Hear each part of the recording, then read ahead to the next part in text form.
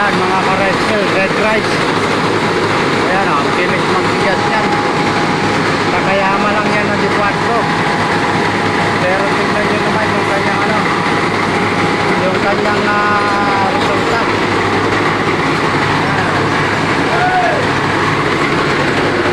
Lakas magbigas yan mga ka-rice mill. Tapos ang bigas yan, tingnan nyo, buo-buo yan. Ayan, buo-buo po yung bigas na ito. Takayama lang po yan. Pero pang diinan kana. Ito, dito pa rin po ito sa Calagisi, Barangay Calagisi ng Leyte. Bulubundok itong lugar na to at saka walang palayan dito kasi bundok ito. Pero umaakyat yung mga palay dito papunta rito sa bulubundoking lugar. Kaya tinan nyo yung ipa nila. Ayan o. Nakatambak na yan. Doon sa kabila. Ayun. Ito po yung sinasabi ko na kagandahan sa dalawa ang rice mill. Nagkaroon ng trouble yung isa. Ayun, kagagawa lang namin. Pero ayos naman. Papaanda rin na nila ulit. Kung dalawa ang rice mill mo, kahit na magka-trouble yung isa, tuloy-tuloy pa rin ang mga customer mo ay patuloy at patuloy na pupunta pa rin sa'yo. Yan po yung kagandahan ng dalawa ang rice mill.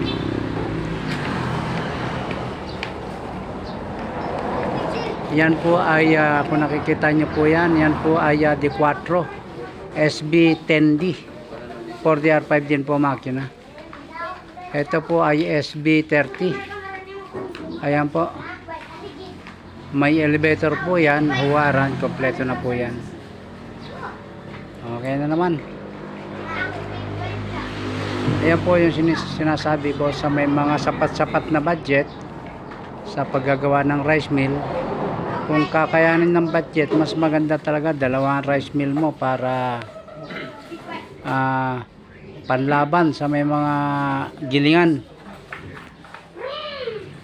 Kasi katulad mong may negosyo ng rice mill, kasi dalawa ito, so ibig sabihin na kahit masira yung isa, meron pa rin siyang suporta. Ito pong rice mill na ito ay hindi po yan brand new. Segunda mano lamang po yan. Pinabricate na po natin yan, tapos in-upgrade. Ayan po. Tapos sa mga laman loob niyan, makakapal na po yan. Binago po natin ang loob niyan. Tapos naka-upgrade, kaya ito ay naglalabas po ng bigas po ito ng 18 cabans per hour. Dahil naka-upgrade na po ito. Andito lamang po, maraming salamat po. Shout out po ulit kay Sir Ruben Tabal. Diyan po yan sa Bicol. Darating po kami dyan sa Masbate po. Darating din po tayo dyan sa Masbate. Magandang umaga po sa mga taga Masbate. Hintayin nyo lang po kami.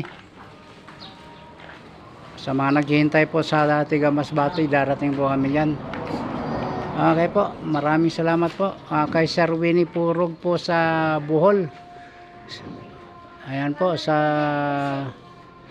ginawa namin dyan sa San Agustin, Bohol, Talibon, Bohol. Sa Sevilla po, kay Sir Lucilo Missiona. Magandang umaga po, Sir Lucilo. At saka kay Ma'am Emma Abellion po ng Hinubaan, Negros Occidental. Magandang umaga rin po. Okay, kay Sir Ray Topas po, dyan din po yan sa Negros Occidental. Magandang umaga po. Maraming salamat po sa lahat. Maraming salamat po.